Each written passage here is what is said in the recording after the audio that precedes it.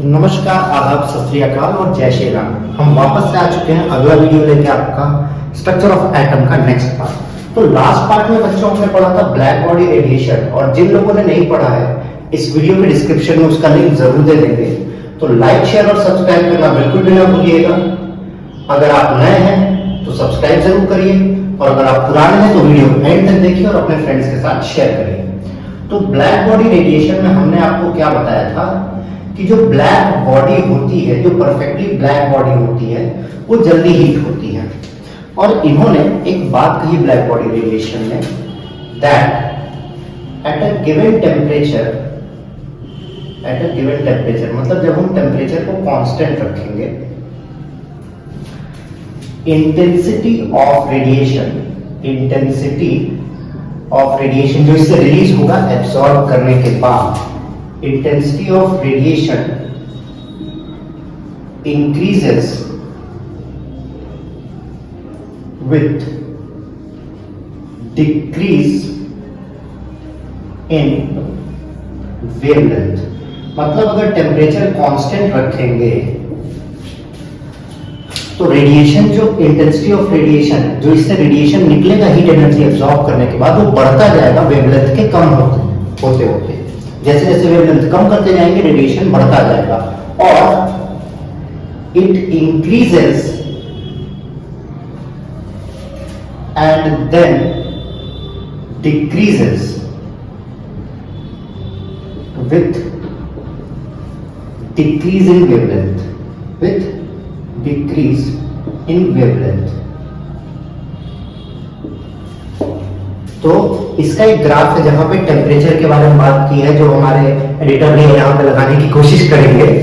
तो उस ग्राफ में आपको ये चीज शो हो जाएगी कि जब टेम्परेचर कांस्टेंट है तो रेडिएशन इंक्रीज करेगा वेवलेंथ डिक्रीज करते करते, पर जैसे जैसे हम वेवलेंथ डिक्रीज करते जाएंगे तो हाईयर टेम्परेचर पे हाईएस्ट पॉइंट जाएगा। तो ब्लैक बॉडी रेडिएशन आ गया था। Black body radiation electromagnetic waves की बेसिस पे एक्सप्लेन नहीं हो पा रहा था। इसके बाद दूसरी चीज आई जिसको कहा गया फोटो इलेक्ट्रिक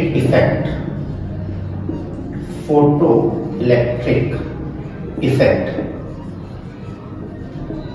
इसको हर्ट्ज ने देखा था। इन्होंने क्या देखा था बच्चों? इन्होंने देखा था कि अगर कोई मेटल सरफेस है और उस पे किसी लाइट को हिट करवाते हैं तो उसमें से इलेक्ट्रॉन्स एमिट होते हैं, और इसी इफेक्ट को फोटोइलेक्ट्रिक इफेक्ट कहते हैं। That a metal surface loses और releases electron when hit with light of certain intensity और सर्टेन एनर्जी। मतलब क्या था?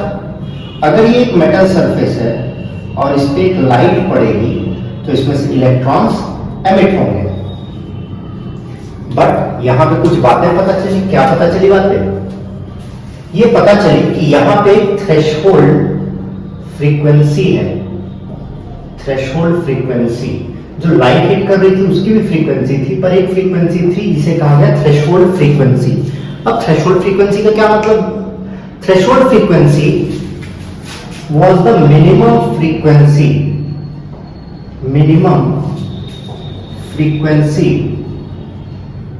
with which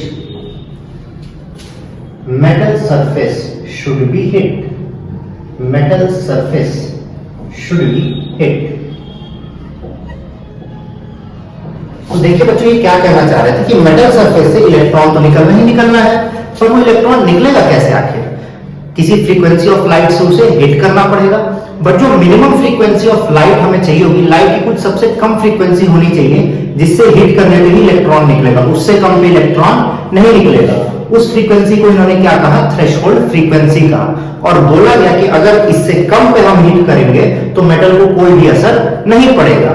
जैसे कि आप सिंपल से इमेजिन कीजिए कि एक बोल है, वो पानी से भरा हुआ है। अगर हम इसमें पानी निकालना चाह रहे हैं कि पानी बाहर गिर जाए, स्प्लैश आउट कर जाए, तो मिनिमम अमाउंट ऑफ वाटर जो हमें ऐड करना होगा वो इतना होगा। इससे कम ऐड करेंगे तो कोई मतलब नहीं होगा हमारे लिए। तो वही मिनिमम अमाउंट ऑफ फ्रीक्वेंसी जो है मिनिमम अमाउंट ऑफ वाटर है, वैसे मिनिमम अमाउंट ऑफ फ्रीक्वेंसी या मिनिमम फ्रीक्वेंसी की लाइट जिससे हम हिट करना चाहेंगे तभी कुछ ना कुछ हो पाएगा।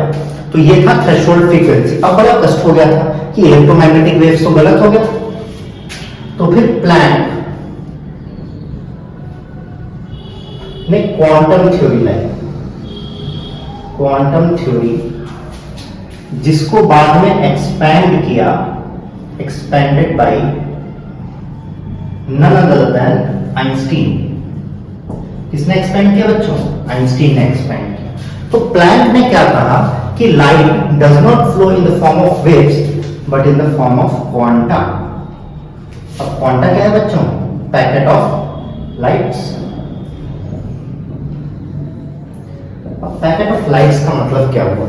इन्होंने कहा कि जो लाइट है, हमने क्या इमेजिन किया था कि वो वेव के फॉर्म में लगातार बढ़ रही है, बट उन्होंने कहा जो इलेक्ट्रॉन से जो लाइट के पार्टिकल्स हैं वो ऐसे ऐसे पैकेट में भर दिए गए हैं, इसको बंद कर दिया गया है, और ऐसे ऐसे एक पैकेट में लाइट ट्रेवल कर रही है। मतलब एक पैकेट गया, फिर दूसरा पैकेट गया, और ऐसे हर एक पैकेट को उन्होंने क्वांटा कहा, और उन्होंने बोला कि light travels in the form of quanta, और energy travels in the form of quanta, matter travels in the form of quanta, और quanta was the packet of lights. और फिर इस कॉन्सेप्ट के बेसिस पे, क्वांटम थ्योरी के basis पे, ये ब्लैक बॉडी रेडिएशन और फोटो इलेक्ट्रिक इफेक्ट दोनों एक्सप्लेन हो गया। क्योंकि लास्ट वीडियो में हमने आपको बताया था, आप डिस्क्रिप्शन में देख सकते हैं, हमने आपको क्या बताया था कि थोड़ा सा लैग हो रहा था, और अगर वेव होता तो वो लगातार जाता, पर ऐसा कुछ हो नहीं रहा था। पर इस क्वांटा वाली बात में कोई दिक्कत तो थी। उन्होंने कह दिया कि भैया देखिए E equal to hc by lambda, where h nu होगा और न्यू की मिनिमम फ्रीक्वेंसी होनी चाहिए, थ्रेशोल्ड फ्रीक्वेंसी, जिससे ये दोनों काम हो सके। बट अब दिक्कत आ रही थी कि ना ही वेव थ्योरी गलत थी, ना ही क्वांटम थ्योरी गलत थी, तो क्या किया जाए? दोनों को तो मानना पड़ेगा हमें। तो इसके बाद डी ब्रॉगली भाई साहब ने दिया डुअल नेचर। तो आइए पढ़ते हैं डुअल नेचर को। और जैसे ही डुअल नेचर आया तो कई सारे साइंटिस्ट ने पूछा ये क्या दोगलापन है? तुम्हारा दोगलापन मैं भी उतारता हूं, और आज तक वो दोगलापन उतर नहीं पाया, क्योंकि उसी ने एक्सप्लेन किया dual nature by de Broglie.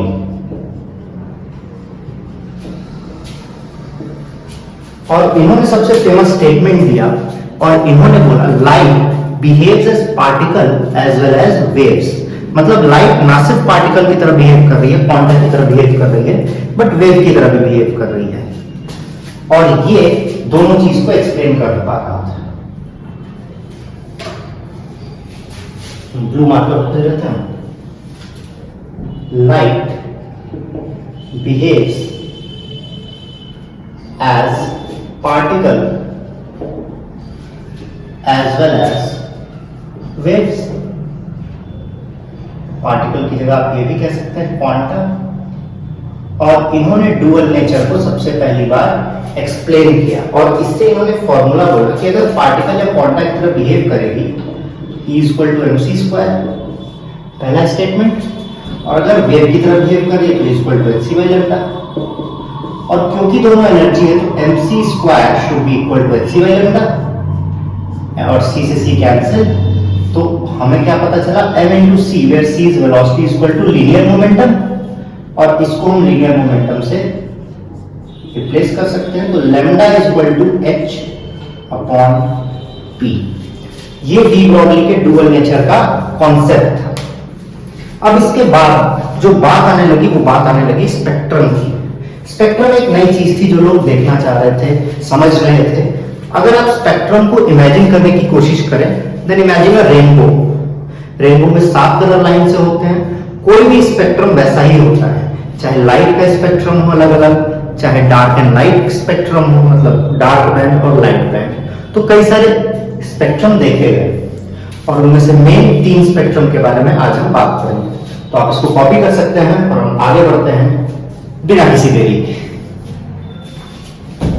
तो इसे रब करते हैं और समझते हैं आज स्पेक्ट्रम के बारे में। तो बच्चों, अगर अभी तक आप जुड़े हुए हैं, आपको वीडियो पसंद आ रहा है, आपको कुछ इंफॉर्मेशन इससे मिल रही है, तो लाइक शेयर और सब्सक्राइब करना बिल्कुल भी नहीं भूलिएगा। अपने दोस्तों के साथ शेयर करिए, क्योंकि हमारा गोल है जल्दी से जल्दी 15 अगस्त तक एक्चुअली 1000 सब्सक्राइबर तक पहुंचना। आपके सहयोग से हम लोग 916 तक पहुंच चुके हैं, जल्दी 1000 भी हो जाएंगे। तो आइए आगे बढ़ते हैं और स्पेक्ट्रम के बारे में समझते हैं। Spectrum, what is a spectrum? Spectrum is a band of light arranged according to their wavelength। अगर सिंपल तरीके से समझे तो यही होता है, जैसे कि रेनबो आप देख सकते हैं, 7 कलर अरेंज है अपनी फ्रीक्वेंसी, अपने वेवलेंथ के हिसाब से, violet, indigo, blue, green, yellow, orange, red. तो स्पेक्ट्रम भी वैसा ही होता है, पर लोगों ने बात की कि बेसिक स्पेक्ट्रम क्या होता है, और ये आपके एग्जाम्स में जरूर आता है। Absorption spectra and emission spectrum.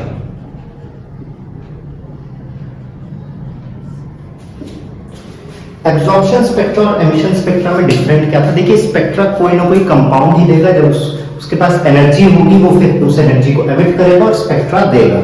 तो स्पेक्ट्रा दो तरीके से देखी गई। एब्जॉर्प्शन स्पेक्ट्रा शो करता है bye absorption of light, sorry bye absorption of energy. ये एनर्जी एब्जॉर्ब करेगा और फिर उसके बाद स्पेक्ट्रा दिखाएगा। ठीक है, जैसे कि हमें कुछ चीजों की एडवांस बुकिंग होती है, जब आप उससे पैसा लेंगे तब वो आपको चीजें देंगे, तो ये वही काम करता है, पहले एनर्जी एब्जॉर्ब करता है फिर आपको स्पेक्ट्रा दिखाएगा। But emission spectra on the other hand by emission of energy, पहले अपनी एनर्जी एमिट कर देगा और फिर उससे स्पेक्ट्रा आपको दिखाएगा। तो ये दो मेन टाइप के स्पेक्ट्रा थे। इसके बाद आए लाइट स्पेक्ट्रा। देखिए, ये स्पेक्ट्रम जो थे वो बैंड के फॉर्म में थे। बैंड कैसे होते हैं बच्चों? बैंड मतलब जैसे रेनबो में मोटे मोटे बैंड होते हैं, सिर्फ लाइंस नहीं होती हैं, बट लाइट स्पेक्ट्रा एक लाइन, फिर अगली लाइन, फिर अगली लाइन, ऐसे करके स्पेक्ट्रा थी। बट लाइन स्पेक्ट्रा में जो सबसे फेमस था वो था हाइड्रोजन का लाइन स्पेक्ट्रा। इन्होंने क्या किया, हाइड्रोजन गैस को एक जगह एमिट कर दिया, फिर उससे स्पेक्ट्रा जो आ रहा था उसको स्पेक्ट्रोमीटर में, जो स्पेक्ट्रा ऑब्जर्व करने के लिए होता है जिससे हमें दिखता है, क्योंकि बहुत छोटा स्पेक्ट्रा दिखाएगा वो हमें पता नहीं चलेगा, तो इन्होंने देखा। अब लाइट स्पेक्ट्रा हाइड्रोजन का देखा किसने? तो ये देखा राइडबर्ग ने, और इन्होंने पाया कि जो हाइड्रोजन के लाइन स्पेक्ट्रम थे वो अलग अलग ग्रुपिंग बनाते हैं according to their energy levels, और इन्होंने उन सबको स्पेक्ट्रोमीटर से देखा और इसका एनालिसिस किया और फिर उसे लिख दिया। तो कुछ ऐसा उनको मिला। सबसे ग्राउंड स्टेट पे जो होता है जिसकी n की वैल्यू 1 होती है उसको उन्होंने नाम दिया लाइमैन सीरीज। फिर इसके जस्ट ऊपर बाल्मर सीरीज इसको नाम दिया गया। राइडबर्ग ने ऑब्जर्व किया था, फिर बाल्मर ने इन सबको देखा। n इक्वल टू 3 जिसका ग्राउंड स्टेट था उसको कहा गया पाश्चन सीरीज। देखिए, लाइन स्पेक्ट्रम ही है पाश्चन सीरीज। उसके बाद अगला जो था, ये लाइन फिक्स नहीं है, अधिक भी हो सकती है, ये लाइन हम एज डिपिक्शन बना रहे हैं, इसको कहा गया ब्रैकेट। और लास्ट में पीफट। तो जो ओरिजिनल लाइन स्पेक्ट्रम था ये देखा था राइडबर्ग ने, और हाइड्रोजन के लाइन स्पेक्ट्रम को देखा था बाल्मर ने, और उन्होंने ऑब्जर्व करके ये बनाया था। तो राइडबर्ग ने बताया कि अगर हमें वेवलेंथ कैलकुलेट करनी होगी, इलेक्ट्रॉन अगर लाइट स्पेक्ट्रा दे रहा है, तो उसके लिए उन्होंने फॉर्मूला दिया 1/λ इक्वल टू 109,677, जिसको राइडबर्ग कांस्टेंट कहा जाता है, 1/n1² माइनस 1/n2²। और इस फॉर्मूले से उन्होंने कैलकुलेट किया कि इलेक्ट्रॉन अगर किसी भी स्टेट में है, किसी भी ग्राउंड स्टेट, एक्साइटेड स्टेट में कहीं पे भी है, और उसका हमें वेवलेंथ कैलकुलेट करना पड़ेगा कि कितने वेवलेंथ का डिफरेंस हुआ, तो ये होगा। पर जैसे ही बाल्मर ने हाइड्रोजन स्पेक्ट्रा दिया, उन्होंने n1 n2 की वैल्यू बता दी कि अगर हम बोलते हैं कि electron, the ground state of electron is Lyman series and it jumps to bracket, calculate the wavelength, तो n1 की वैल्यू हम 1 ले लेंगे और जहां पे जंप किया हम वहां ले लेते हैं। अब देखिए सबसे इंटरेस्टिंग बात क्या है कि ऐसा होता क्यों है। आपने कई बार सुना होगा कि एलिमेंट्स कलर शो करते हैं, उनका रीजन यही होता है कि जब वो ग्राउंड स्टेट से एक्साइटेड स्टेट में जाते हैं तो एनर्जी एब्जॉर्ब करते हैं और बहुत देर तक एक्साइटेड स्टेट में रहना पॉसिबल नहीं है। तो जब वो वापस ग्राउंड स्टेट पे आते हैं तो ग्राउंड स्टेट पे वापस आते वक्त वो वही एनर्जी रिलीज कर देते हैं। तो वो एनर्जी से रिलेटेड जो वेवलेंथ होगा और उसका जो कलर होगा उसी के बेसिस पे वो कंपाउंड कलर शो करेगा। तो ये थी स्पेक्ट्रम की बात। अगले क्लास में हम आगे बढ़ेंगे। मिलते हैं आपसे अगली बार। Bye bye. Like share subscribe करना बिल्कुल भी नहीं भूलिएगा। See you again.